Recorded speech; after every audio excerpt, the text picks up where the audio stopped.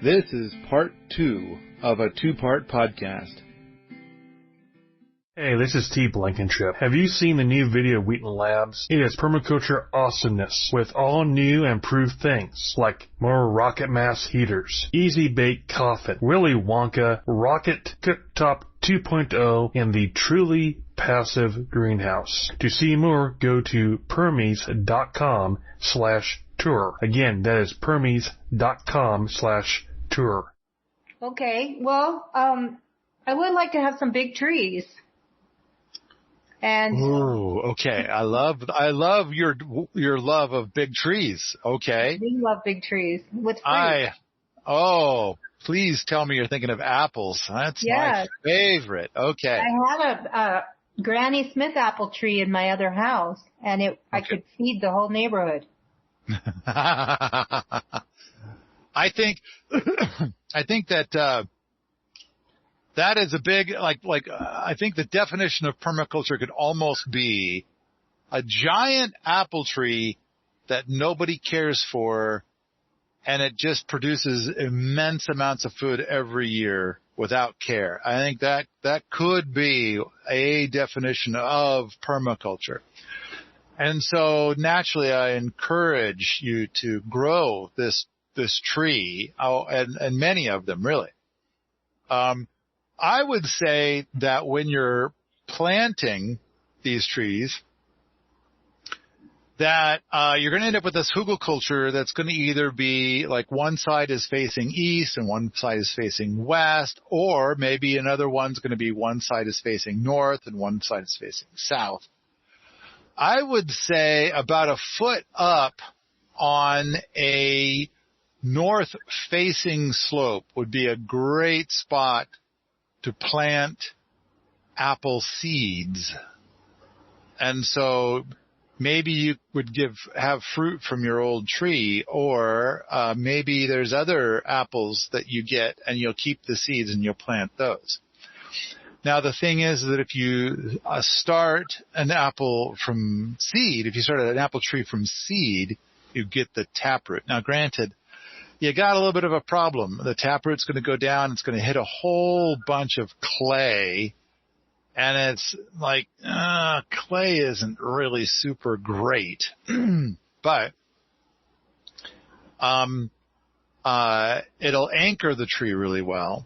And it's possible that it could worm its way down. Now, do you know you've got a well? You mentioned your well. Mm-hmm. Do you know how deep of a well that is? I don't. Okay. All right. I mean, I probably do because I had it inspected, but I don't remember. Okay. Fine. Okay. I don't suppose. Okay. So you don't know if it's 500 feet deep or 20 feet deep. I don't. Okay. All right. Fair. Let's pretend, just for giggles, it's 20 feet deep, just for funsies. In which case it's possible that if you started an apple tree from seed, that taproot might eventually find that groundwater. And because it found it and it's bringing it up and it's sharing it with all your neighbors, then you have done one thing that could potentially eliminate the need for irrigation. Okay. So say that again. I really didn't get that. Okay, the biggest part of this is fantasy. All right, I made up a scenario that probably doesn't exist, but it's fun to do. So it goes like this: what if there is like the water table is just 20 feet down below the surface? Okay. It probably isn't. It's probably much deeper than that. But for funsies, I kind of came up with this scenario where it's only, in which case a taproot from an apple tree could work its way down there and find that water table. And once it does, then it will bring water up from that water table, and then it'll share that water with its neighbors through root exudates. And so everything around it gets a little bit of juicy because that taproot found the water table. That's a lot of ifs. And so, but it's a fun thought to have. All I'm saying is that if you transplant an apple tree, you don't get to have the taproot. And so, but if you start your apple tree from seed, you do get to have the taproot. And granted, there's a lot of people that are going to then say a thing where they're going to say like, well, an apple tree never grows true to parent.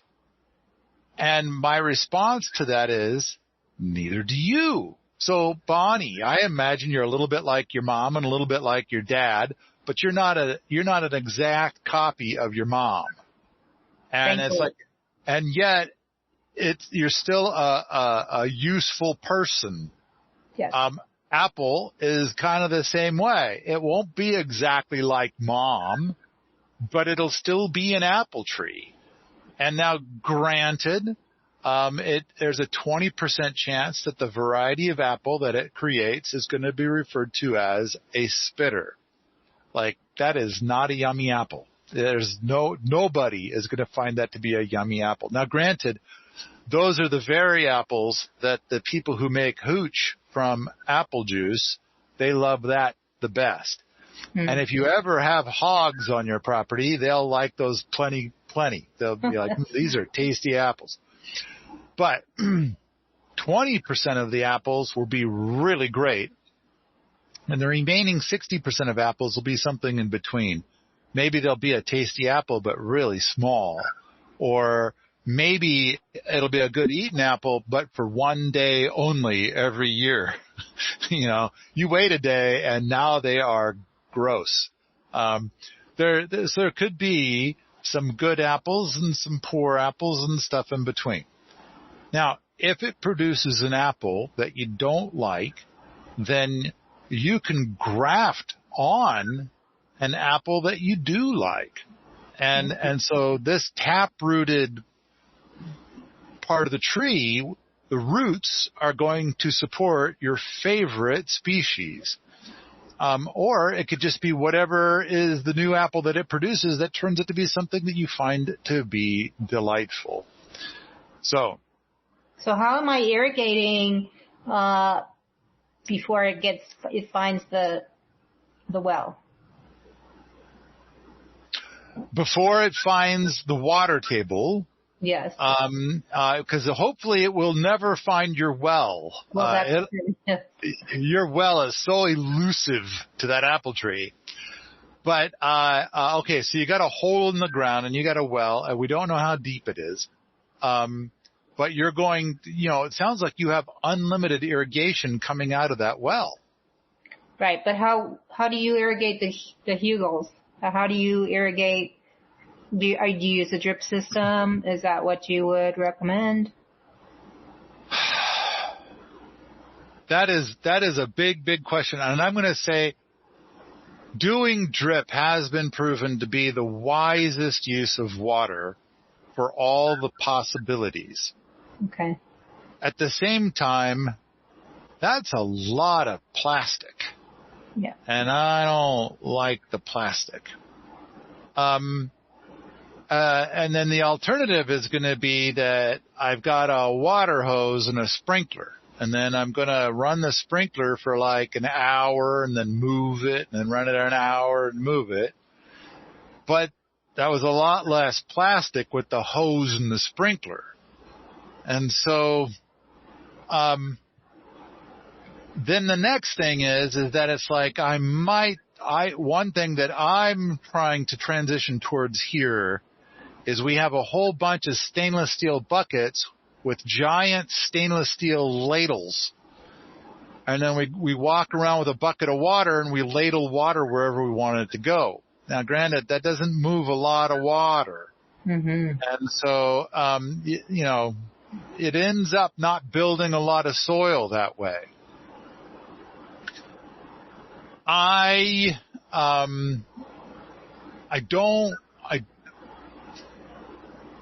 use the hose and the sprinkler right now.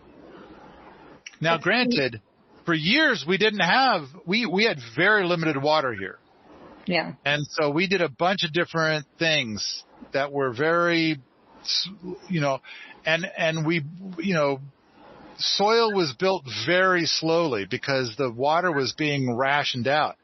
Last year we put in a well, and now we have unlimited water. And so we've been firing up those hoses and sprinklers and running them for a couple of hours in each spot. And everything has gone poof. And it's loving it. And we're building the soil. And the idea is once the soil is built sufficiently, we won't irrigate anymore. Okay. Now, we have more precipitation than you do. And so we do things differently.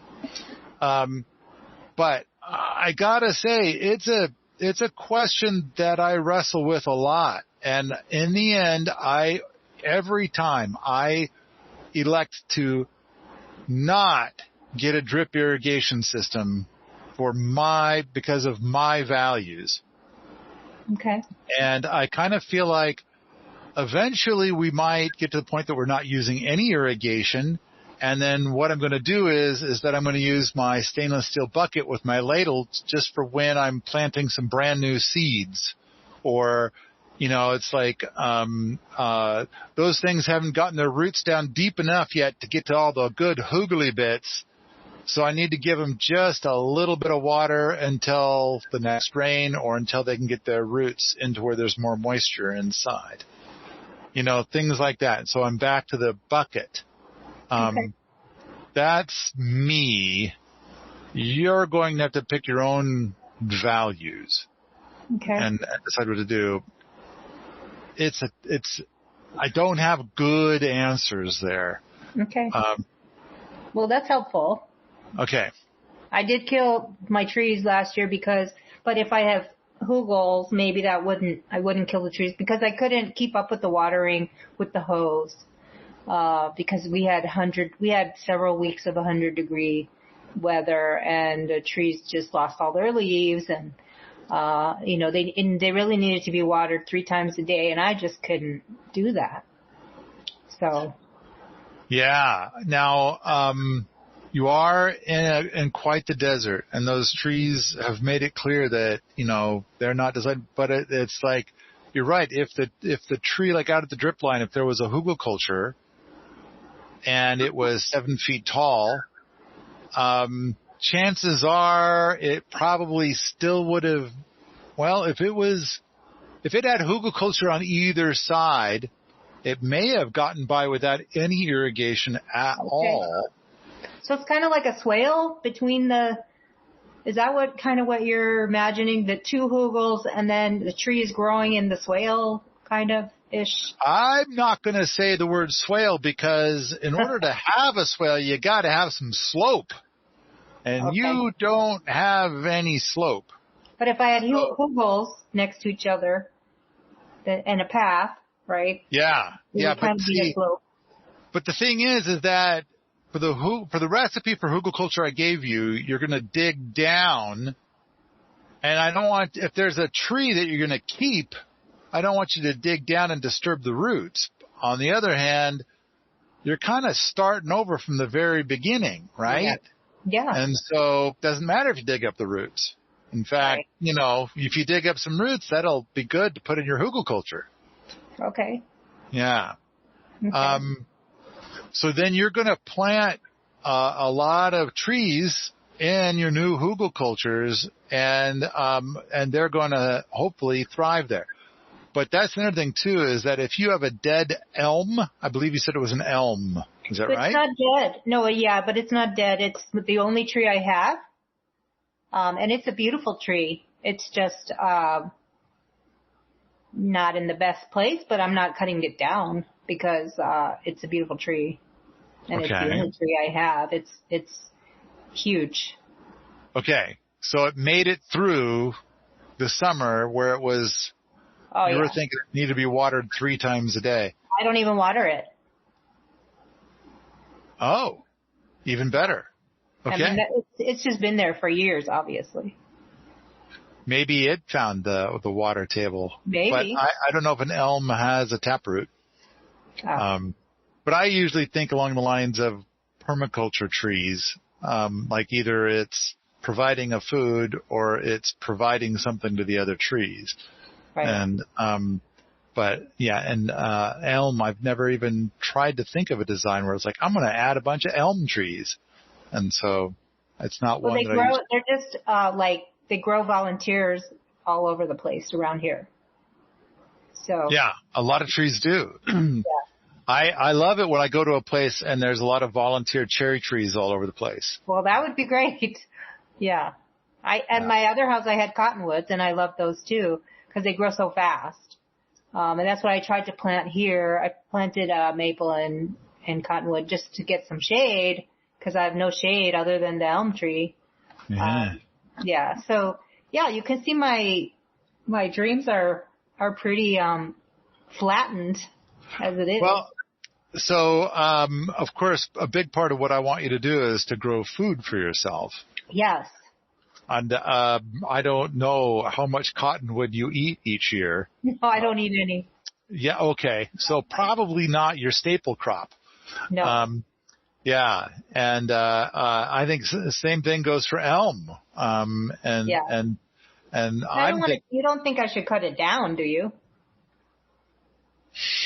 If I had only half an acre, I might make it the last thing I cut down. Okay.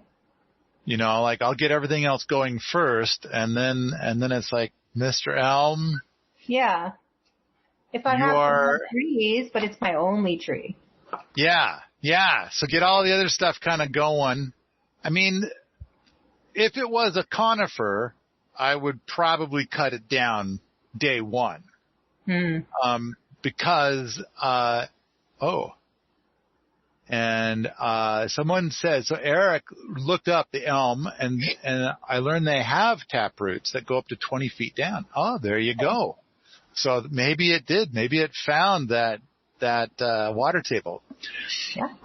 Okay. A conifer has some allelopathic properties. It has some natural herbicides, and so it kind of poisons out its neighbors, saying like, I want to only grow conifers here, and so I'm going to be very quick to take that out right away because I'll want to grow stuff other than conifers in that area.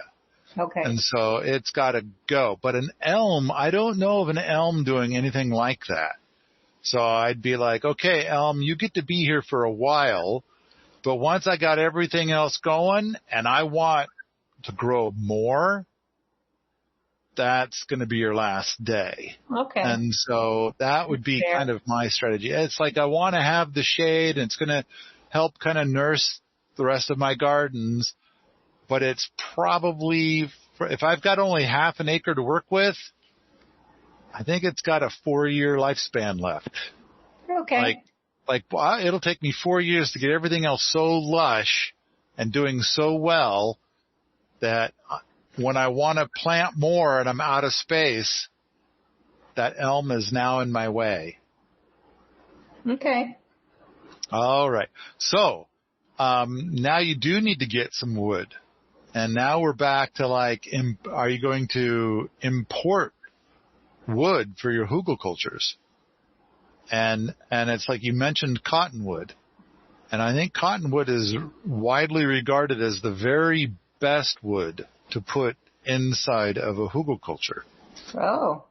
But we're back to the whole thing about persistent herbicides. Mm-hmm. And so you'll want to get it from some place that has never been sprayed with anything. And so good luck. Well, we do have a lot of wild, like boskies. We have a lot of forest nearby, but I don't know that I'm going to go in there and collect all the wood. I suppose it's an option. I would say your best thing to do would be to find somebody that has a cottonwood and would rather that they didn't have a cottonwood. And for whatever reason, like they're overwhelmed with them and they haven't, and somehow you have been convinced that they've never sprayed. And that's going to be your best. Okay. Now, I don't suppose you're going to just put bits of cottonwood into your Mazda and bring them over. Yeah. Although I don't take that off the list. Let's just call that Plan D. Okay. And let's see if we can come up with a better idea than moving cottonwood in the Mazda. Okay. All right, Bonnie, bring on the next round of me crushing your dreams. Did you think of the thing that you were trying to think of? It was the irrigation. Yeah. Okay. Well, because you don't irrigate the hugels, and that's what I was going to ask. Like, well, you do with the hose. For the first few years, you're going to need to irrigate the hugels as much as you would a regular garden. Okay. Because this is what you need to do in order to help build the soil. You need to transform that clay into soil. Now, you know the difference between clay and soil. Mm-hmm. Okay, good. All right. So you need to make soil. And and irrigation is a big part of that. And once you get everything good and soil-like, then you can start backing off on the irrigation. So what about hay or the hay thing? We're back to the persistent herbicides. I mean, okay. Ruth Stout gardening was probably the best type of gardening that ever existed, where it's all about laying down the hay as a thick mulch. Mm-hmm. But persistent herbicides pretty much ruined that whole thing. But no, hay is great as long as it doesn't contain any persistent herbicides, which nearly all of it does. Okay, so what about animals? Like chickens and alpacas and goats. Yeah, they're good with a little salt and pepper. Okay. I'm glad we had this chat. Are you a good cook? No, I don't want to cook any animals that I own. Oh, okay. All right. So you want them to be more of a decorative item. No, I want them to eat the weeds, and I want them to give me eggs. You want them to convert bugs and weeds into eggs. Yes. Okay. All right. I think I'm catching on now. Let's just talk about chickens for a moment then. Okay. All right. You got a half acre. Yes. So. Rabbits. I want you to divide your property into 4 pieces. And there's going to be a fence. So that way the chickens will be trapped into 1/4 of your property. And then after they've been hanging out in one spot for 7 to 10 days, you will then move them to the next spot. Okay. You're going to do paddock shift, but with chickens. Okay. And then if they're about to move into a spot where you got a bunch of food and you're thinking to yourself, oh no, they're going to eat all my tasty foodie bits. I want you to go into that paddock and harvest everything you want, then put the chickens in there. Okay. So the chickens are going to eat this stuff that you did not eat. And they're going to eat the bugs, they're going to eat the weeds, they're going to also eat some of the growies that you want to do good. You know, but the thing is that eventually you're going to grow so much stuff that you want that there won't be any weeds for them left to eat. The only thing available for them to eat is stuff that you also like to eat and bugs that do not have an invitation. And so, they'll go in and they'll eat all that stuff. And so basically you'll be growing a bunch of stuff that's going to be food that both you and the chickens enjoy. But I want you to do it as a paddock shift system. I want you to make it so that, you know, most spots can rest for 28 days, 30 days in between visits from the chickens. Okay. All right. I'm glad we had this chat. Now, half an acre seems a bit small for hogs and cattle. Okay. And I think you said goats. And are you thinking of like milking them or something? Is that it? I was just thinking for the weeds. Okay. I'm not going to have any weeds, you're saying. A half an acre, first of all, I want to state that with a quarter of an acre, that if you were to work the land 40 hours a week and do that for 10 years using permaculture techniques, that at the end of 10 years and continuing to work on it 40 hours a week, you would grow enough food to feed yourself year round. You would grow 100% of your food needs on a quarter of an acre. However, I like the idea that you're going to do the exact same thing with an acre, because then it'll be a lot easier. It'll be like, I don't know, less than 5% of the effort. Like eventually you'll get it to the point that it pumps out plenty of food for you to eat, and it's not nearly the work. You have half an acre. Mm-hmm. So you're going to be kind of in between the two. Only 20 hours a week. Well, my guess is that you're probably going to go for the effort plan that comes with the 1 acre package, and then you're still going to go to the store to buy some of your food. That's my guess is what you're going to end up doing. I mean, you could push it if you wanted to. That'd be cool if you could do it.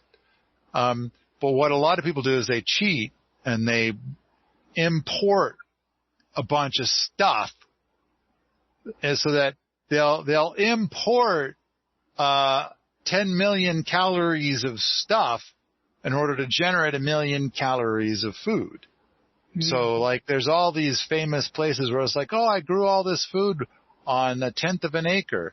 And it's like, and then here's the semi trucks of manure that I brought in to pull it off. And it's kind of like, yeah, I think you lost all your coupons when you imported all that manure. So, I want you to get to the point where you don't have to import stuff and you don't have to do all this work and you don't have to do all these things. But it's like, okay, eventually your gardens will be so packed with what you want to grow there that the weeds are kind of drowned out by the things that you want to grow. I mean, let's imagine for a moment that you have packed like you've got a full canopy of fruit trees. There's just oodles of fruit trees, and they were all started from seed, so they all have this taproot. And they found the water table. And now some weed in your area that your neighbor has just got a skillion of tries to set up shop underneath this fruit tree where it gets no light. Mm-hmm. How well does the weed perform now? The weed in your neighbor's yard is doing great because it has no competition and it's learned how to cope with deserty clay conditions. And but you've made soil. You've got this whole different environment, and it is not optimized for that environment. Mm-hmm. It doesn't compete well. So it does poorly. Anyway, so now you kind of don't really. So you're going to get to a point where weeds are less of a problem. Here at my place, when I first arrived, knapweed was everywhere. And now within 100 feet of the house, you'd be hard pressed to find any knapweed. On any of our growing beds, on the hugelkulturs, I don't believe I've seen knapweed in years. Okay. And yet the place was just packed with it before. So sure, you want your chickens to go in there and eat those weeds that are pissing you off today. But I'd like to think that you're going to get to the point that you are growing food that both you and the chickens like. So for example, sunchokes. You'll grow a lot of sunchokes. And then you'll go in there before the chickens come into a paddock and you'll harvest a couple pounds, maybe 10 pounds of sunchokes. And then the chickens will come in behind you and they'll find 2 or 3 more pounds of sunchokes. And they'll peck the hell out of them, leaving them to rot, which means they'll come back in a month and they'll finish it up. Hi, this is Mark. There are a lot of reasons to get angry these days, but I prefer to focus on the positive things that we each can do to make this world a better place. The book Building a Better World in Your Backyard, Instead of Being Angry at Bad Guys, is a great resource for just that. Instead of throwing my arms up in frustration at governments or big corporations, there's a list of ideas that we each can tackle to affect change. Information about this book and other resources can be found at Permies.com. But, whatever it is that you grow that they like, they'll come and they'll eat some of that too. But, you've got so much food you're growing, that's perfectly fine, and you do like those eggs. Mm-hmm. So I heard a rumor, about you liking eggs. I do like the eggs. I need the eggs. So what about the gravel? What would you suggest I do with that area? I kind of feel like the gravel's going to take care of itself in a way.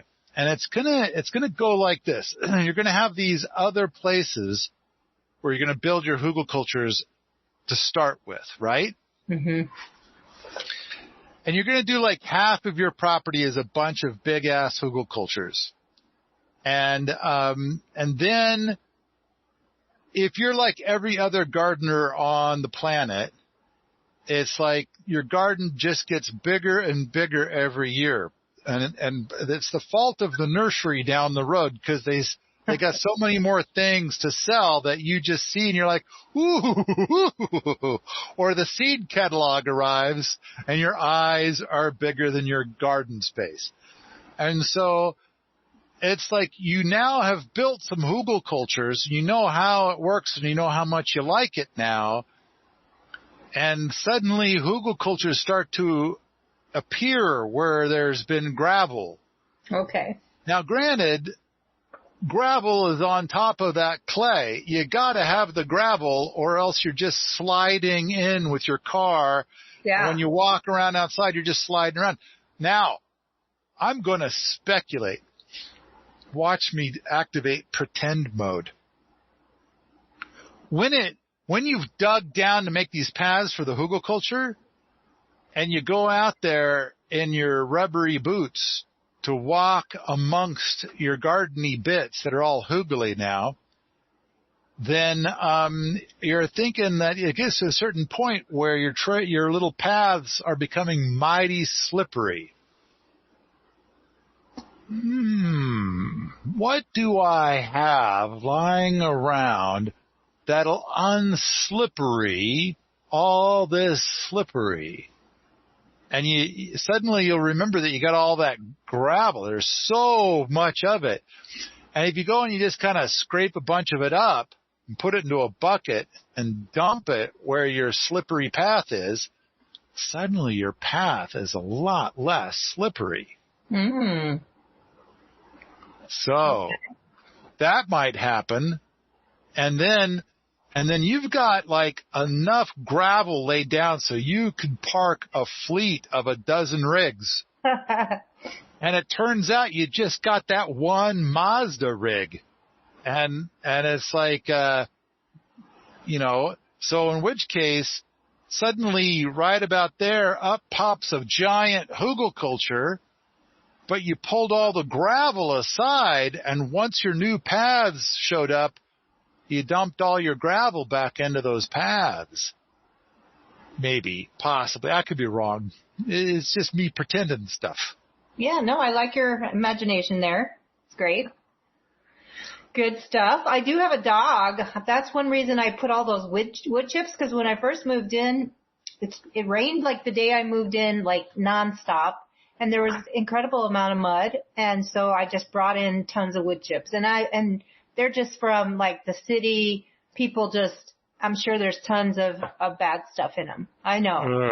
But okay. I was like, I couldn't live here if I had to like deal with constant mud. So I had to do something. But now that I know, I would definitely seek out better sources of wood chips. Okay. All right. So let's see. I mean, first of all, I don't want you to use wood chips ever. At all, yeah. I mean, but in an emergency, like mud emergency. Okay. So I remember in the 90s, I had a neighbor and he had a little wood shop. And I told him I didn't want I wanted sawdust, but I don't want sawdust that has glue in it. So he was paying to have all his sawdust hauled away as garbage. And so then he started doing his stuff so that sometimes with glue and sometimes without glue. And then anything that was without glue, he gave it to me. So suddenly I had this beautiful mulch. Mm-hmm. Now, in your case, let's suppose that you've got a couple garbage cans that are just full to the top of sawdust or wood chips that came from not a chipper, but from something, and you know its story, you know how clean and delightful it is. Mm-hmm. Then, A, I would never use it on a path. B, it makes a delightful mulch. And C, your dog gives you a present almost every day, a little fertilizer packet for your garden. Yes. And places it right there. And I'm suggesting put a little pile of sawdust on that. Rather than like other people, they like put on a plastic bag and they go and they grab it. And it's like, yuck. Well, but I didn't think you could use dog poop as manure. Because why it not? burns the plants. All the manures burn the plants. Yeah, but it has to. So when you buy manure, you buy aged manure. Like in my case, how long do I need to age my dog poop? When it's out there on the ground and fresh, I don't know about you, but I don't exactly set up a chair right there to appreciate this fresh new sculpture out in the yard. What I tend to do is like, while it's fresh, I'll get a big blob of sawdust and I'll convert that original sculpture into a new masterpiece that looks like a pile of sawdust. Then if anybody happens to step on it, they'll not even know what they stepped on. So, because there's so much sawdust there. Okay. So, all that said, with the sawdust, and if you've got hugels in the area and stuff like that, suddenly you have all these earthworms. And those earthworms find that little sculpture underneath the sawdust, and they take it away rather quickly. Now, that kind of brings up a new topic, and that is going to be, now, if you've got chickens there and you got some kitchen scraps, naturally you're going to give the kitchen scraps to the chickens. But my understanding is that right now you do not have chickens. I do not. And so what I want you to learn about, in fact, I got a video up on the YouTubes. I want you to learn about Ruth Stout composting. And earlier we were talking about Ruth Stout's techniques were the very best. And when it comes to composting, I agree. Now I can spend about 3 hours talking about just this, but the short version goes like this. You got a little bucket inside. You fill it up with your kitchen scraps, and while you're filling it up, you might throw a little sawdust on it from time to time to keep the odors down and whatnot, or to make it a little less unsightly maybe. And then you're going to take this bucket outside, and you got a magic spot. Maybe it's at this time, because you got nothing else going on, it's kind of under the elm tree. And you're going to just go splort, and now all that stuff is sitting in a gross little, and then you're going to cover that with sawdust. And you're going to cover it with plenty of sawdust so that you don't even know what the hell is up with that sawdust pile out there. And it's like, I got magic going on right there. Now, I'm suggesting under the elm tree, so that way the elm tree might take some of that up, as opposed to doing it away from the elm tree, which is just clay, and it's going to be gross. But under the elm tree, there's a chance that there could be some earthworms and other soil life that might do something with what you just put out there. Okay, so that brings up a question, because I do have these 4 boxes that are on the left side of the house that I don't, maybe they were raised gardens. They were here when I got here, and I was going to use them for compost. But you're saying the sawdust method, I don't have to turn it. I don't have to do anything with it. Oh, isn't that beautiful? It's beautiful. Yeah, I mean, all these people are like, I'm making compost. And they go out there with a digging fork and they turn it all over, and then they do it again. And then once it's all done, they got it just the way they want it, then they haul it to where they go and dump it. But the other thing that I think is important is that if you start off with 100 pounds of kitchen scraps, and then you compost it, and you turn it a couple of times, kind of end up with about 5 pounds of compost.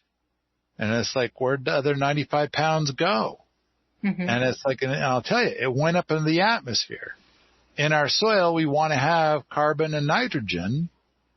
Our atmosphere is 78% nitrogen. And of course, we've all heard rumors about this carbon dioxide floating around the atmosphere. Mm-hmm. And so that's what it does. It breaks down and it just goes up in the atmosphere. And it ain't doing us any good up there.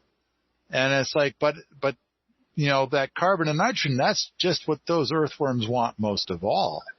And it's also the stuff that converts, that transforms clay into soil. We need more carbon and nitrogen so it can be soil. Okay.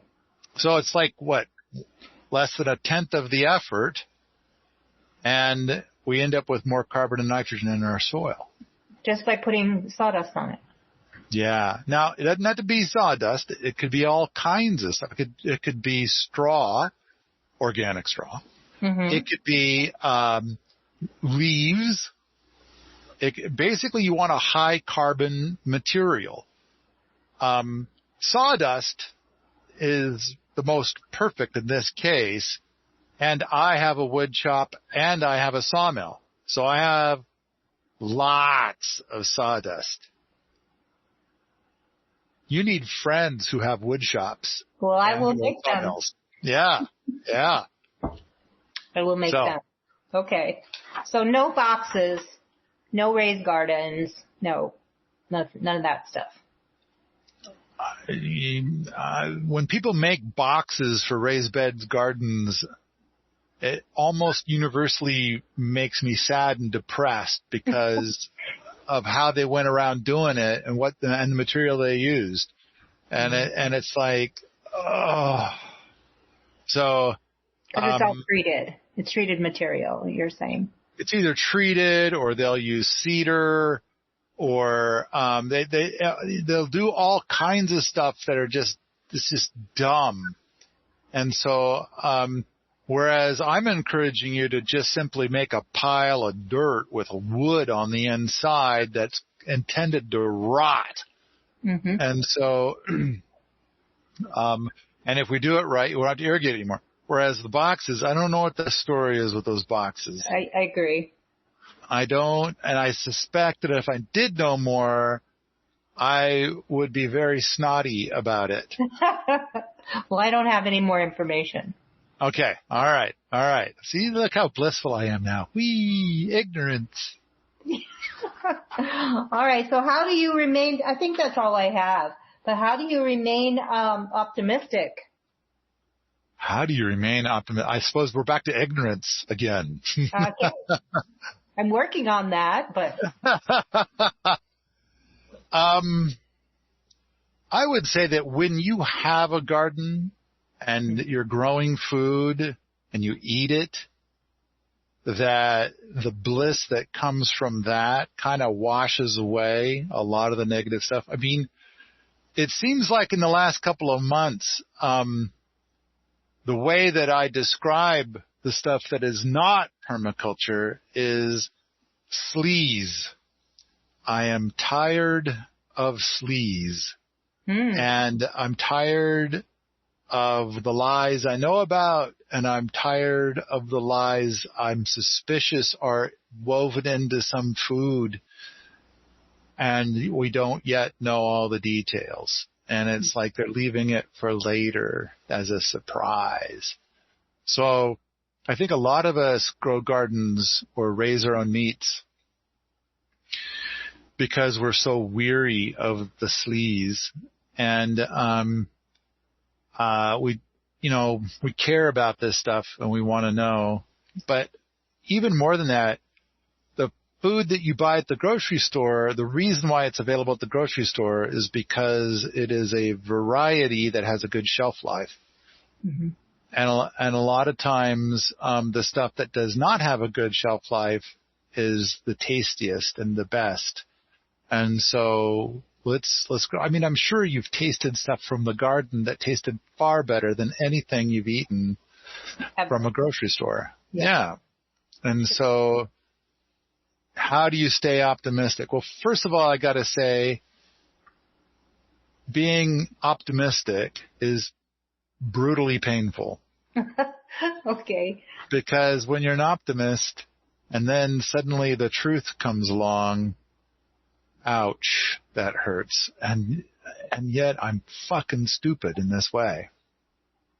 So, but, I believe that when you live in the country and you have a humble home and a big garden, all that political stuff becomes small and far away. And, because when you live in the city, you better make sure that you voted for the right politician, because if you vote for an idiot, then you could find yourself starving to death because of boo-boos that the idiot made. Or, other sleazy factors which somehow leave you starving, but somebody else got rich. Whereas if you've got a big garden, kind of doesn't matter who got elected. The guy could be orange for all you care, right? Yeah. And so what does it matter? And when you watch an election and you don't want the orange person to win, that could be very stressful. And when the orange person does win, and it's like, but I just kind of feel like let's find a path where your days can be filled more with art and games and joy and silly than having to concern yourself with politics or the lies that come with the cell phone or the lies that come with this other thing or the lies woven into your food. There's a video on YouTube that it upsets me that it's got only 40,000 views. It should have 40 million views. And it's a little girl who looks like she might be like 8 years old. And it's 2.5 minutes long. And it looks like she's doing a class report.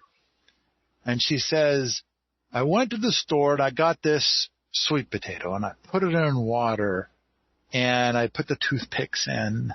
And it didn't do anything. And so I went back to the grocery store and I talked to the produce guy. And he said, well, the sweet potatoes we sell here have been treated with bud nip. And the bud nip goes through the sweet potato, so you can't wash it off, but people don't want to buy sweet potatoes that have all these roots coming out of it. So the bud nip keeps it from doing that. So you're going to need to go to the organic grocery store. So she goes to the organic grocery store and she gets another sweet potato and she tries it again. And this time it does start to do stuff, but it's pretty pathetic. And so she goes back and she talks to the produce guy. And he says, well, this is organic. And so we still use bud nip, we just use less of it. If you want to do that, you got to go see Fernando down the road there in the pickup truck. He pulled those right out of his field, and he hadn't put any bud nip on it. So she gets that. And that goes just this giant shrub in no time. Mm-hmm. And the other two are still looking real pathetic. And so she rolls out the scientific name for bud nip, and she points out how toxic it is. Mm. And then she gets to the end of the report, and then you could tell her mom is doing this behind the camera. Smile. And then, because the whole time she's like barely remembering her lines, and then she gets to the end, and then suddenly she goes. So, I think what I'm trying to say is I'm weary of the lies woven into the food that makes us so sick. And not only sick because it's loaded with toxins, but sick because it was easier to grow it in a monocrop than in a polyculture. And so it's missing nutrients that it otherwise would have that it got from its neighboring plants. Mm-hmm. And so I kind of feel like I'd like to see people move forward in the polyculture, hugelkultur. It's about the soil, really, growing in a rich soil. Because that's another thing, too, is the organic matter for a really good farmer's soil is usually 3 to 4% organic matter. But the organic matter level in a really good gardener soil is usually around 10% organic matter. So there's 10% more life. Wow. And then if we can do it in a no-dig kind of way, then that soil's going to be rich with mycelium, which helps with the exchange of nutrients between different plants. Mm-hmm. And so now your plant is getting nutrients that are only available in a polyculture. And so anyway, I keep thinking of it for some reason as sleaze. It's like it's all these different kinds of sleaze for all these different kinds of reasons. And the number one example I have is a cell phone.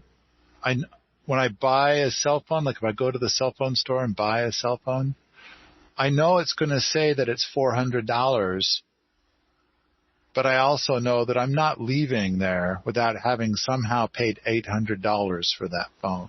Mm-hmm.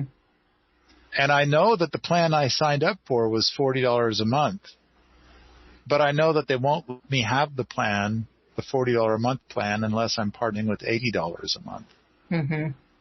And I also know that I could call them and say, what's this charge and what's that charge? And I don't think I want to pay that and stuff like that. But they've got it rigged up so it'll easily consume 6 hours of my life every month. Right. And then for that 6 hours, I might be able to carve off $15. So basically the thing is, if I'm going to have a cell phone at all, it has to have this certain amount of sleaze. And because there's this certain amount of sleaze in my life, I'd like to find ways where I have less sleaze. And then, which kind of leads me to why I don't use drip irrigation. I just feel like the plastic that's in it, it's going to degrade quickly because those lines are so thin. And mm-hmm. I want to do this a different way. And I kind of feel like, okay, well, the hose and sprinkler is temporary. That's just for a couple years. Mm-hmm. Then I switch over to the stainless steel bucket with the stainless steel ladle. I feel much better about that. But some people live in a city and they're working with water that comes from the city, which has sleaze in it. Mm-hmm. That was put there for reasons. And you have a well. No. So you're lucky. Yeah. So, and I have a well. I enjoy it. My water quality is extremely good. And so, but those people, they'll either put down water that makes their plants just a little bit sad, the upsides outweigh the downsides, or they'll put it into a barrel for a day so that the toxins can off-gas, and then they have a way of spreading that water around afterwards, but they can't use a sprinkler then. So, I don't know, I kind of think of it as sleaze. Yeah. Bonnie! Slippery slope of sleaze. So do you know anybody in New Mexico who does what you do? Where does Brad Lancaster live? I don't know where he is, but okay. I haven't even read his books, but I know his books exist, and I feel bad that I don't know his stuff better, but I believe he might be in your area. Okay. I do know that one of our residents, Fred, that his mom lives, I think, near Albuquerque, and he spends 2 months a year. In fact, he does a lot of stuff with harvesting pecans. So my guess is pecans do very well in your area. And so you might want to look into planting a pecan or two. But maybe the thing to do is to see if Fred will stop by your house and make some suggestions. How do I find Fred? That is a great question. I feel like I can't just give Fred's email address away, but you could give him my email address. We could do things like that. That is true. That is true. So, he's got a thread on Permies. I don't think he's updated it in a while, but you could reply to his thread on Permies and say, okay. I know you're down here somewhere sometimes. Maybe you could stop by. And usually he comes back like the 1st of February, but he ain't back yet. So he must still be hanging around down there right now. Oh, interesting. So you're going to have to be quick.